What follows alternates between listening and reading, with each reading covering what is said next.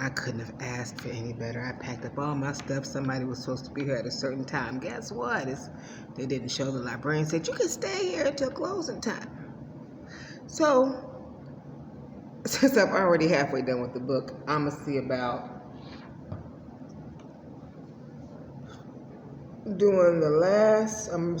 doing 25 to 30 real quick before it's time for me to bounce. Pimpology, 48.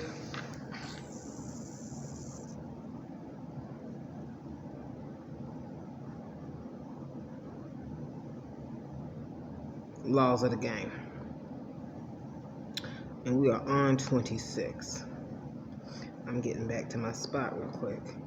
This is lovely, because by the time I'm done, I'll have 18 more. Maybe, depending on how far I get today. The game is to be sold, not told. Those who know don't tell. And those who tell don't know. Pimp BJ. The life. The first time I saw somebody get shot, I was a little Negro, about 7 years old. It was in front of the Robert Terrell Projects in Chicago. 2 men were arguing, and one of them pulled out a gun and shot the other in the head right in front of me. My uncle grabbed me and pulled me into the building. Boy, get in the house, he said. You ain't seen nothing. Once I got old enough to really hit the streets, the OGs would always tell me, boy, you don't know nothing. The first thing I learned was to keep my mouth shut. If I wanted to know something, I had to watch, listen, and learn. My boy JD and I would go try to hang around the older players to pick their brains for game. But every time we came around, it seemed like the conversation would switch up. You would hear them talking about shooting dice or the way to break a hole, but as soon as they saw us walk up, all conversation stopped. Even though JD and I were youngsters, these OGs wanted to keep us in the dark.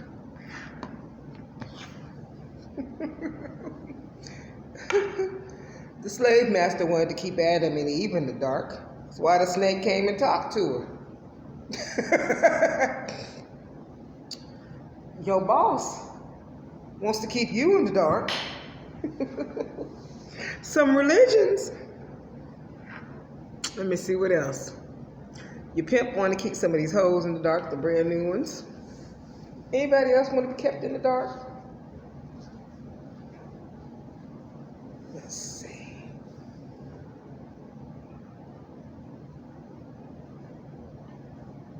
Yes, the space people. They want to keep you in the dark. The government got stuff it want to keep in the dark.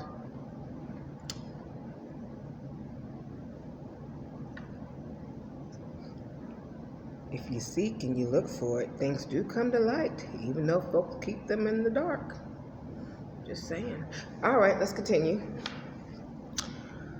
Okie dokie.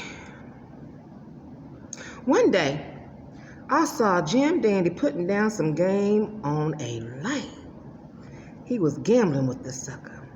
And for the life of this guy, he couldn't win for Jim Dandy ended up winning all of the sucker's money and sending him home broke.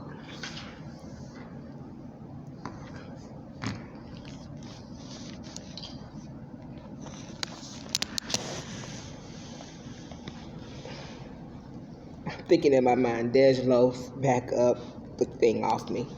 Okay, there you go, darlings. Okay.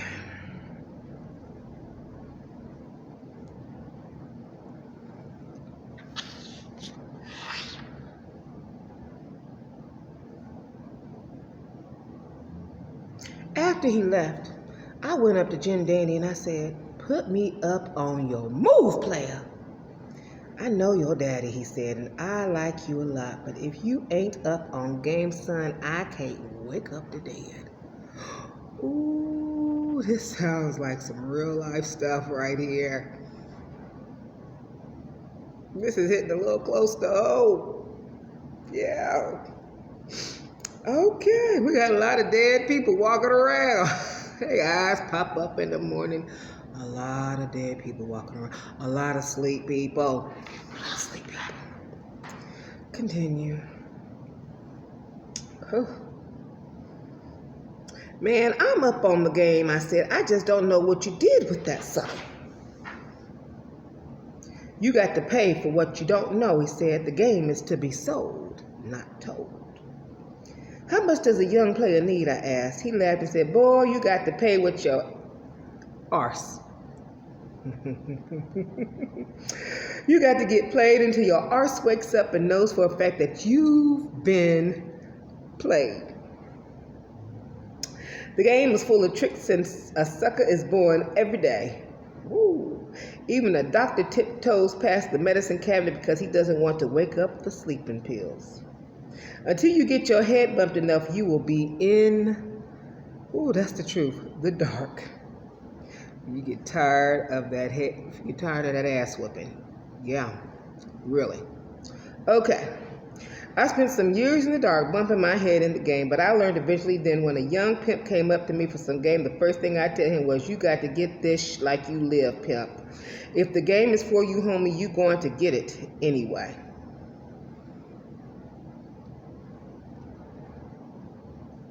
Really, the less the young pimp knew, the better it was for me, the better chance I had to knock him for his hoe. I wanted him to pay in blood like I had. Ooh-wee. The ism. In the game, we're all competing for the same spot. Number one. No one wants to share their secrets or their game because they don't want to give another player an advantage. The less your opponent knows, the better. The only way I'll tell it is if I sell it. If you have ever bought any of my videos or any of the CDs that I've appeared on, better yet, if you bought this book, I have sold you game. Hallelujah. Woo! Woo! Y'all forgive me. I like to act a little bit of a fool. Okay. I see the windows of heaven opening. No, stop it. I won't start doing that. Okay. The ism. In the game, we are all competing. Oh, wait.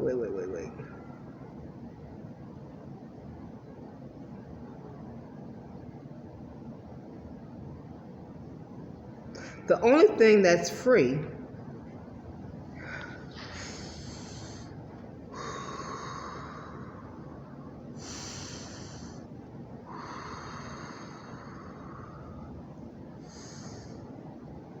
you breathing in that good ass prana, baby. That's the only thing free. Air. Air is free. For now. All right. So keep breathing, Negro. Ignorance is bliss, but only for the person with the knowledge. That's why there is so much information and confusion out there. Misinformation and confusion out there.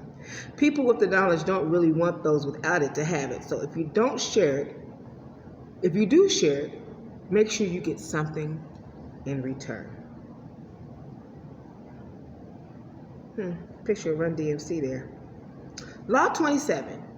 Keep your game on the low. An intelligent person can play stupid, but a stupid person can never play intelligent. Pimpin. The life. While I was in the game, I recognized that being on top and staying on top was about control. Not just controlling my hoes, but controlling myself and controlling my mouth. For example, I would never let a hoe know what I was really thinking, how much money I really had, or how many hoes was really in my stable. I had a trick where I would tell my Milwaukee hoes that I had hoes in New York, Chicago, and Los Angeles. I would even take them with me to Western Union to pick up money for those places. This was money that I had wired myself. But it made my Milwaukee hoes feel special that they got to be with me while those other hoes were breaking themselves from afar. Good pimps have a gift for gab, but smart pimps talk a lot and at the same time don't say much at all. When I would spin my phrases and twist my words, it was for effect, but I never gave up valuable information. When the HBO producers approached me about doing Pimps Up, Hoes Down, I knew how they looked at us. I knew that they looked at all of us pimps as straight fools. But I didn't say anything. I just played along. They came in talking about how they were going to make me a superstar and how the whole world would know my name. I was thinking, who the F do they think they're talking to? Those are the kinds of lines I use on hoes. I gave them everything they thought they were looking for. Finally, when they were totally committed to the project and it was time to sign the contracts, I pulled out my list of demands. The producer was looking at me like he had seen King Kong. While they thought they were dealing with a dummy, I was watching their every move and playing in mine. I decided if they were going to use me, I was going to use them. Here were my demands. This is good. I need to know this. If you're going to do a movie, I want to shoot my movie at the same time. I want more money than everybody else. I want the movie to end with me. I want to be a consultant for the movie. This is how you have to play the game. Keep your on the low when it's time to get money. Excuse me real quick. I'm going to send this off to somebody. Screenshot. That's funny. Oh my gosh. Love it.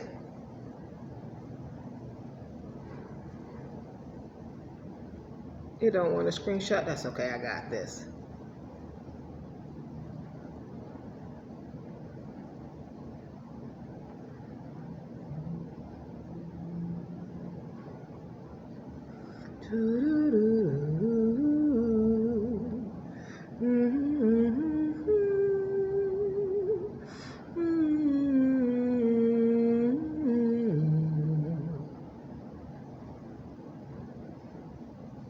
It must be because I got this thing plugged in. But I was trying to charge.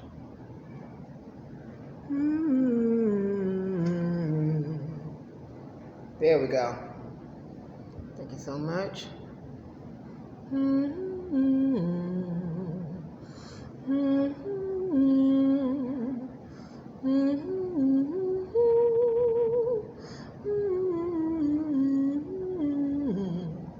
Thank you for the small break. This is how you have to play the game. Keep your on the low. When it's time to get the money, show your hand. Ooh. It's like playing cards. I like playing cards. This is like poker. Spades. It's like playing tarot cards. Okay. I received everything I asked for. Wheel of Fortune. Check out the credits on Pimps Up, Hoes Down. You will see Pimpin Ken Consultant. Ha ha. The ism. Everybody hates a know-it-all. Even if you do know it all, it's to your advantage to pretend like you don't. This is beautiful. If people think you're stupid, they will undermine you and relax, which gives you the advantage.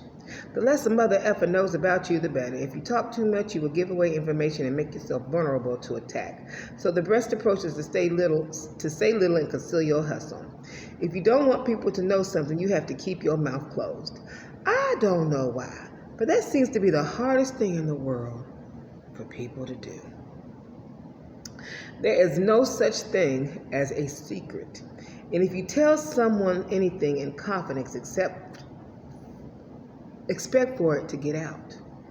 On the other hand, if you have some misinformation that you do want to get out, go ahead and share it as a secret. People are more likely to educate and inform you when you're quiet. Try it the next time you have a conversation with someone. Don't talk and watch what happens. 9 times out of 10, the other person will keep talking, divulging more and more information. Don't let people know what you know, and you are certain to learn even more. Keep your plans close to your vest, and when your moment comes, then you flip it. This is beautiful. This is a great book. Thank you, Pimpin, Ken, and Karen Hunter. Yeah, honey. Absolutely. Picture of Mike Jones. Mike Jones! Back then. Okay, all right. Law 28. Be a leader. It's about, I ain't about to feed y'all, I'm about to lead y'all. Mike Jones, I'm a pimp. The life. A pimp named Ray once posed a question to me. Say, pimpin'. Every time one of my hoes leaves, she never tells the pimp she gets with that I was her pimp, Ray said. What's that about? This was my man, and I know he had been in the game for a minute. I didn't want to burst out and say, Negro, you been Miss Pimpin'. And Miss Pimpin' ain't no pimpin' at all. Instead, I said, man, a hoe with no instruction is bound for self-destruction. See, pimp, when you first get a hoe, you got to tell that female the things she needs to know. After you tell her about breaking herself, the next thing you must tell her is about getting knocked. And not to reckless eyeball another pimp. And if she does decide to leave your pimping, she must tell the other pimp to call you. Call me. Call me. To serve you. Those are the rules. Then I broke down to him why it was so important to let her know. You tell her she must do this because if you do see her on the track and you haven't been served the news, she's liable to get in a whole lot of I told him. But if you've been served, then you will know that she is officially with another pimp. I explained this also protects him because she may not feel like going through all that and won't even bother leaving. So the fault is not with your female, I told her. It's your fault because you didn't properly instruct her. The ism. People think pimping is all about the hoes, the money, and the lifestyle. And it is. But in order to gain all of that, a pimp has to have something about himself to attract it. He has to be a leader. One thing a pimp has to understand is that it's his instruction that the hoe is following. If a hoe is out of pocket 9 times out of 10, it's because of his poor pimping. In the game, they say a hoe is a reflection of her pimp. So the pimp has to set proper examples to get a proper response. Don't they sound like corporate America? I'm going to keep going. If you're a lazy pimp who doesn't want to do, then don't be surprised when you have some lazy hoes hanging. If you look like a bum and don't care about your appearance or hygiene, then your hoes most likely will follow suit. A lot of people put the blame on others when things don't go right, but successful leaders take the blame for the mistakes of people under them. Ultimately, if things go wrong, it's the fault of the leader because either he didn't give good instructions or didn't rid of the weak links in the chain. Woo! Man, it's like preaching to the choir. Law 29. Play one hoe against the other. They've got to complete like they're in the Kentucky Derby. Bishop, Don, Magic, Wand. The life. I had these 2 young, fine, money-getting hoes. Cece was my bottom female, but Sean was just as valuable to me. These hoes were so fine that chicks would pay $2,000 just for one of them to spend the night.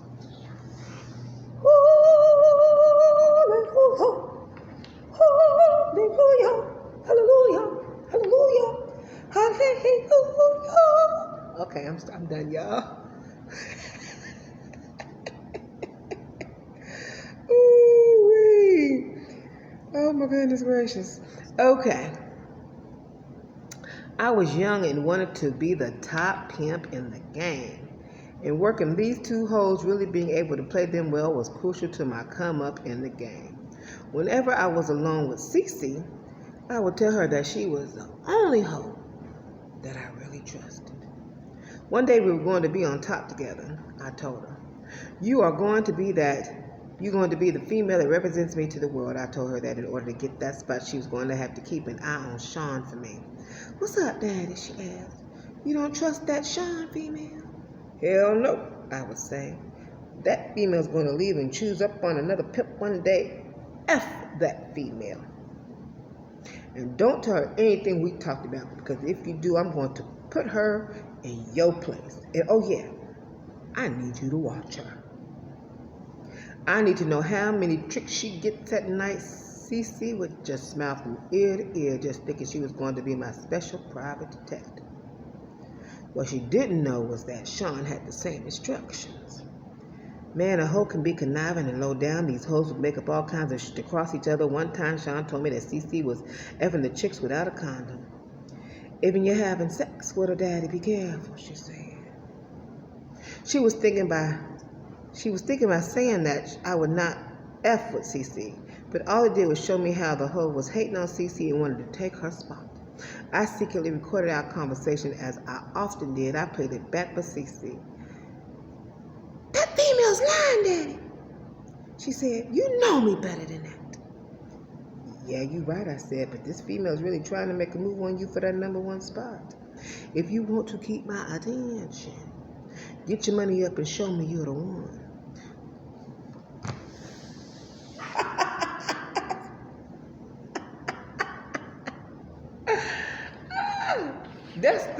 You know what? That's the line they use on OnlyFans in the message box. Some of it have it, you can't even leave them a message unless you leave them a tip first.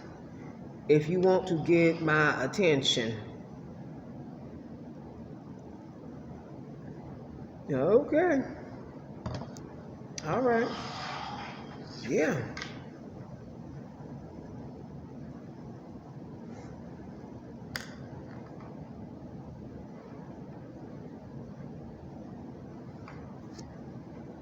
Thank you, Pimpin Ken. Hold on. Thank you so much.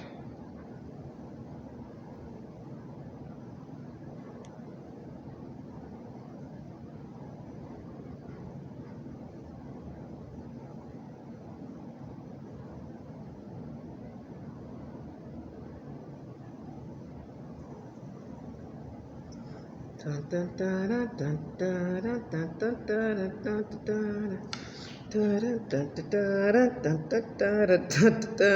dun, dun, dun. Thinking of you. Then I confronted Sean. I told her that I shared her accusation with Cece and that I knew it wasn't true. I also said I understood why she told this lie. Because Cece was making more money than Sean. So she had to cheat to stay on my good side. Sean stuck to her story and swore she was telling the truth. I let Sean know that if she wanted to be down with me, she had to make that money.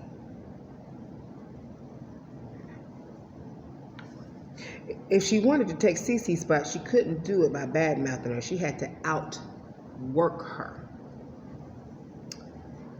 Okay, female, I said, get your money right and we'll be cool. The ism.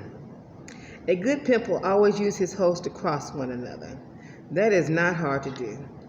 Every hoe's ambition is to be the bottom female. She will lie, steal another hoe's money, and even set a trap for a hoe to get caught by the police to take her spot. Dang. Oh, come on now.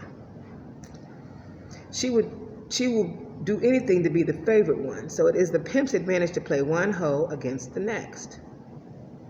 Can't we all just get along? Competition breeds excellence. Oh, okay. I am taking a lesson right now.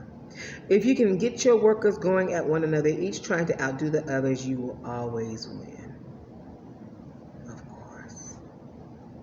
You don't want them to be friends. You want them to distrust and dislike one another so that you can end up controlling them all. That's exactly what happens in the fields. Interesting. Law 30. Beautiful. Prosperity over popularity. F the game. Give me the money in the game. Oh, F the fame. Give me the money in the game. Pimpin. Prosperity over popularity. I was just listening to a video about that the other day. In regards to music and entertainment, money versus popularity.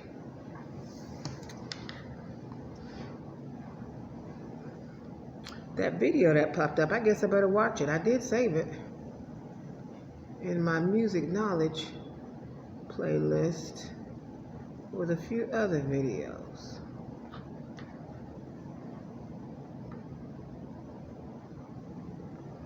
Yeah, I don't have to have fame. I don't have to be seen on anybody's stage. I can just write in the background, some other stuff too. Just depends. Over the years, I have met a lot of former pimps who lost their minds because their money ran out before their game ran out. You can find these dudes on the street corner saying, man, back in the day I had me a new Fleetwood with an alligator top and a Rolls Royce grill. I had $1 million in whole money. I have even seen ex-pimps and players who used to be the best of the best talking to themselves on the street. They just went crazy. One day I was riding down MLK in Milwaukee and I saw a guy I met when I first got in the game. I said to myself, ain't that fast, Eddie? I pulled over, jumped out and said, what's up, baby? He looked at me and said, where do I know you from? I said, kiss my pimpin' Negro. I said, you don't remember me, little Kenny Ivory? I used to pimp on that dirty red female. Man, I tell you the truth. All I can remember is all the money I effed up, he said. Once I got broke, my name didn't mean anymore. People who used to come up to me and praise me now, they cross the street when they see me coming. My family members didn't trust me around their kids because they knew I was up on drugs. When I had money, I was the young blood. I don't remember you. In fact, I don't remember nobody from back then. But Eddie, man, we used to pimp together, I told him. Your bottom female was named Mary. She was a thieving female. She stole $100,000 for you, and all the P's were talking about this for years. Eddie started talking to himself. I guess thinking about that sent him to another place. He went from having an intelligent conversation to talking to people who weren't there. Dear Lord, have mercy. I looked at him and I said, what can I do for you? You can't do for me, he said. I'm washed up. Help yourself. Save your money. You'll be okay. Then he asked me for $10. I gave him a $100 bill and said, man, thanks for everything. We said our goodbyes, and as I was leaving, he said, one more thing, Kenny. I was a bad mother effer in my day. I nodded and kept it moving. The ism. 80% of the pimps, players, and hustlers that I knew entered the game to be popular. Being popular isn't a bad thing, but it should be a means to some ends. My experience has taught me that you can be known by the whole world, but if you're broke, it ain't worth To have a name and yet not be able to pay your bills can have a serious psychological effect on a person. When you have money, you can buy anything, including popularity. But when you're broke, people look at you like a joke. Having popularity will not pay the bills, nor will it ensure that you eat. If you have to choose between being popular and being rich, choose the money. Money over popularity.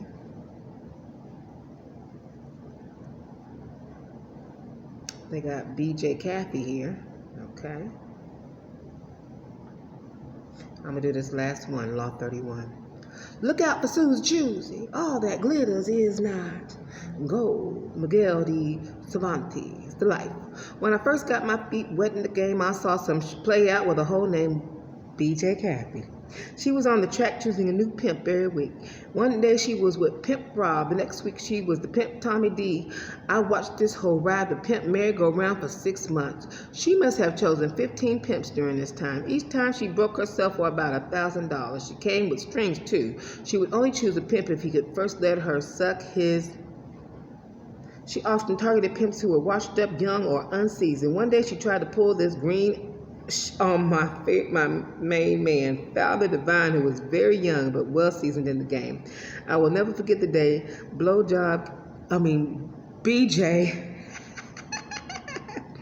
Kathy came up to Father Divine. It became legendary on the track. Baby, I got a G for your pimping. BJ Kathy said to him, Albo, but the only way I would choose you is if you let me suck your cock-a-doodle-doo. Okay. Father Divine gave this hoe the coldest look I had ever seen. He looked at her as if she was crazy. I thought he was going to murder, she wrote, murder, she wrote. That right there. Then out of nowhere, he broke into a smile. You choosy, Susie, female, he would say. My choosing fee is $10,000. But for you, female, your punk is $20,000. Ooh, and you got 2 weeks to get it up. And one more thing, female, get off the pimp's cock-a-doodle-doo, female, and get on the tricks. Her whole demeanor changed. She went from this bold, sassy, to this meek, docile. I already have 15,000, she said, handing him her knot. I'll have the rest for you in a week. Follow your money, and I'll follow you, Father Divine said.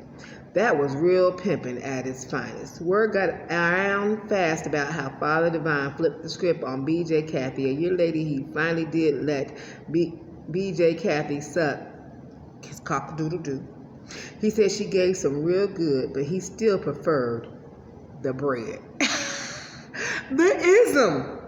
Choosy Susie is a very unstable hoe. 1 minute she will, the next minute she won't. Today she's moving in this direction, tomorrow she's going in the other. This week she's with Pimpin Paul, the next week she's choosing the great poke. Susie Choosy wants to make a mockery of the pimpin'. That's her goal, and she wants to play by her own rules. A pimp thinks he's getting a prize, but soon finds out that this hoe is only trying to play him and play herself. The money looks good to a pimp at first, but things that come too easily usually have a price. What looks like a bargain may be more than you bargained for. And if something looks too good to be true, it usually is. Unreliable people don't just make themselves look bad, they make a fool out of you too.